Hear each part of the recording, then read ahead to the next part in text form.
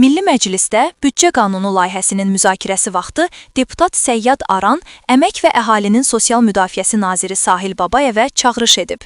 Deputat televiziya vasitəsilə sosial məsələlərlə bağlı maarifləndirici tədbirlərin artırılmasının vacibliyini bildirib.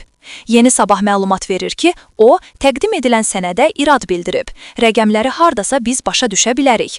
Bu sənəd 2000 səhifədən çoxdur, yazıb bizə vermisiniz. Özümüz bunu tam mənada oxuyub dərk eləməyə çətinlik çəkirik. Bunu işçiləriniz vasitəsilə insanlara izah edin. Deputat cəmiyyətdə yanlış fikirlərin formalaşmaması üçün məlumatlandırmanın gücləndirilməsinin vacibliyini qeyd edib. Cəmaət deyir ki, 5 manat pensiya artır, filan məhsul qalxıb olub 15 manat. Artırılmamış elə 5 manata alırdım da. Belə sözlərin yayılmamasına şərait yaratmaq olmaz. Xalqla mütləq şəkildə o məsələlər çatdırılmalıdır ki, əsəbiləşməsinlər.